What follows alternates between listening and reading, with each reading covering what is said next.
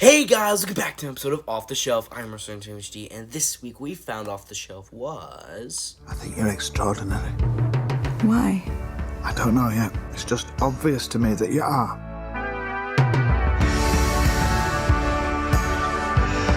Our time is limited, we forget that.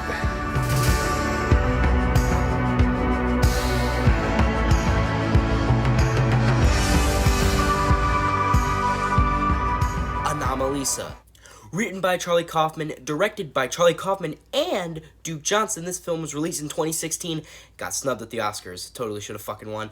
But, we'll get into that later. But this film, I believe, is an absolute fucking masterpiece. And, God, it is just... It's a stop motion, too. This film is stop motion. And it is probably the most beautiful stop motion film I've ever seen. It is genuinely striking, and it looks... I'm going to say, it looks better than some live-action films. Like, this film genuinely is just so good to look at. It's, for a stop-motion film, like, there are some really smooth animations that look like it could just be a live-action, right? Or, like, some of the animations that they do are so, like, not jittery at all, and they're so smooth, and it's like... It genuinely just... I was in awe the whole time just by looking at it. The film was just amazing to look at.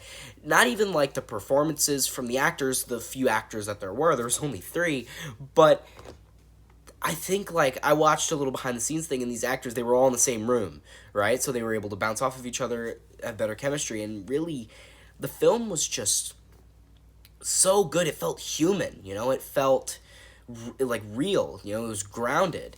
And like, essentially, the film is about our main character, Michael, kind of, you know, everybody looks the same, they sound the same, they all have the same guy voices everybody, they all have the same face, they all look the same, but eventually he finds somebody that he has a connection with. He sees her the way she is, he hears her voice, he sees her face, and, you know, he gets a connection with her, but eventually that peters out, right? And she's not special anymore. She's just like everybody else. And the film ends on a pretty somber note, to the point where he's just never going to have a connection with anybody. And it's just really somber. And obviously also the final thing is Lisa, the girl he had a connection with, writing a letter to him, which is also kind of reminiscent of the letter he was reading in the plane at the beginning of the movie, which is pretty sad to think about.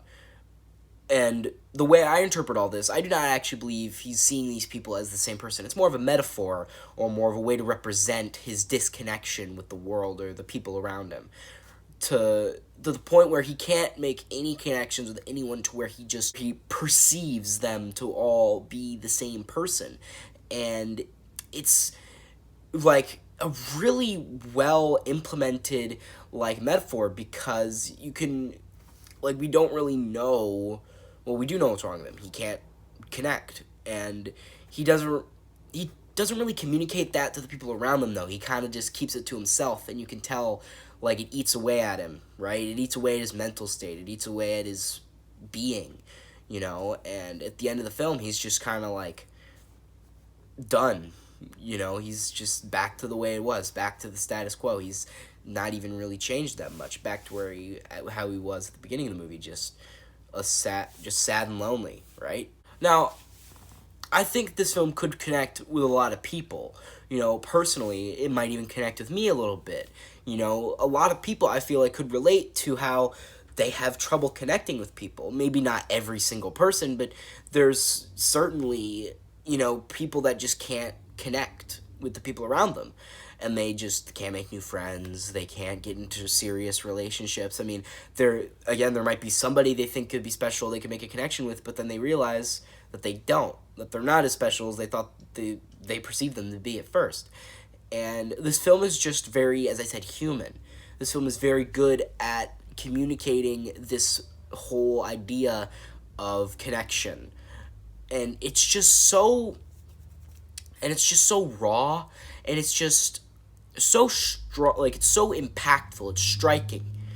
to how this story is told, and the way the characters are written very real. Like, the characters very realistically written, and it's just, you feel connected, right? And like I said, people, you anybody who watches this movie could relate to this, or they could feel the disconnect that Michael feels with people. And that's one of, I think, the film's strongest feats, is its connection with the audience. You know, its relatability to some. And I personally believe that this film is really strong in that regard, as well as everything else. But that whole theme of connection is really well executed, and I really do think that this film is truly a masterpiece. It truly is. And going into that, so you've heard everything I've said, right? And, you know, you expect, well, if this movie's a masterpiece, it came out, you know, it's really good, it got nominated for an Oscar. It should have fucking won. It didn't. Guess what won? A fucking Disney movie. Yes, Inside Out is good, but it is not this good. Okay, it is not as good. Anomalisa is a real masterpiece, okay? Inside Out's a good movie. Anomalisa is a masterpiece. They're different, right? So I think this movie got fucking completely snubbed at the Oscars. And, like, I felt like this feels like the Oscars love these movies. Like, these crazy, like, not crazy, but like these really deep, impactful, powerful films. They like these kind of movies. This movie is definitely not for everybody. They love those movies where they're like, you know, technically amazing. Like, this film was not just, it was technically amazing. It was amazing on, like, every regard. But since it's the animated department, they're just, just give it to Disney. Every fucking year, they're just like, just give the award to Disney. We didn't even watch the movie, just give it to them, right? It's like, I don't know. It just makes me mad that this film didn't win it. I mean, obviously, the Academy doesn't really mean much anymore like it used to. But still, like, if you're going to nominate it, at least give it its rightful dues and have it win. Because it deserves it.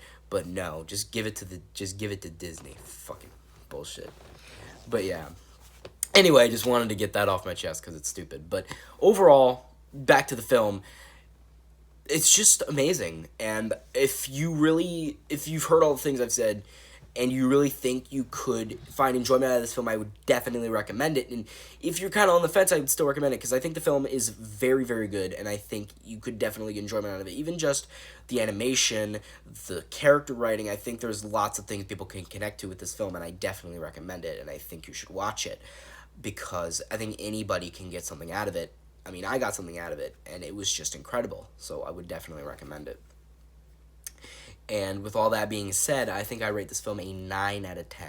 Well, the film's not perfect, it's damn near close, and I would absolutely recommend it, like I said.